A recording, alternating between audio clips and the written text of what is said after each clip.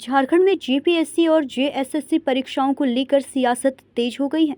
BJP प्रदेश अध्यक्ष और नेता प्रतिपक्ष बाबूलाल मरांडी ने आरोप लगाया कि जेएसएससी, सीजीएल और जेपीएससी परीक्षाओं में सीटों और नौकरियों की खरीद फखरोद के आरोपों की निष्पक्ष जांच के लिए सीबीआई जांच कराई जानी चाहिए।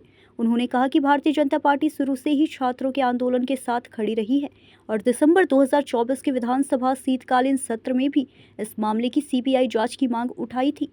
बाबूलाल मरांडी ने कहा कि अब पूरे देश से इस मामले की सीबीआई जांच की मांग उठ रही है और सरकार को छात्रों की आवाज सुननी चाहिए। उन्होंने चेतावनी दी कि यदि सरकार जांच नहीं कराती है तो बीजेपी छात्रों के अधिकारों की लड़ाई आगे भी पूरी ताकत के साथ जारी रखेगी। वहीं सरकार की ओर से इन आरोपों पर आधिकारिक प्रतिक्रिया का इंतजार है।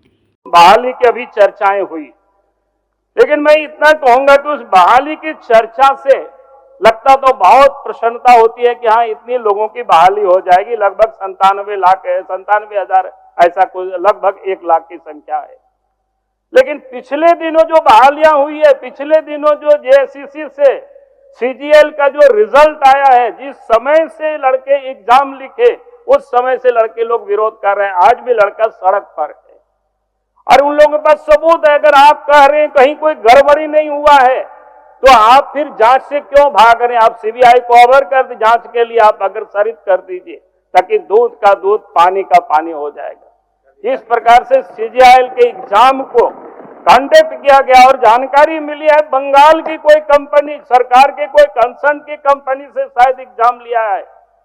बंगाल सरकार के हम सब लोगों को पता है पिछले दिनों शिक्षक बहाली में क्या हुआ, कौन कितना दिनों तक जेल में अभी छूटा है कि नहीं छूटा है, कितने पैसा लेकर के बहाली हो रही है। मैं ये कहूंगा कि झारखंड के बारे में हमें विचार करना चाहिए। झारखंड के नौजवानों का ही सवाल नहीं है, झारखंड की बुनियाद भी हम बर्बाद कर रहे हैं। और इसीलिए हम सरकार से ये कहेंगे कि भाई हम जब इस प्रकार के एग्जाम होते हैं, लड़का को ये जो भरोसा होनी चाहिए, लेकिन आप भरोसा कहां दिला पा रहे हैं।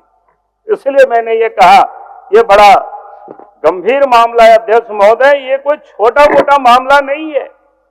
आप इस मामला को यूं ही आप नहीं छोड़ सकते हैं। न्यूज़ इंडिया 24 से काजल सिंह, ब्यूरो रिपोर्ट।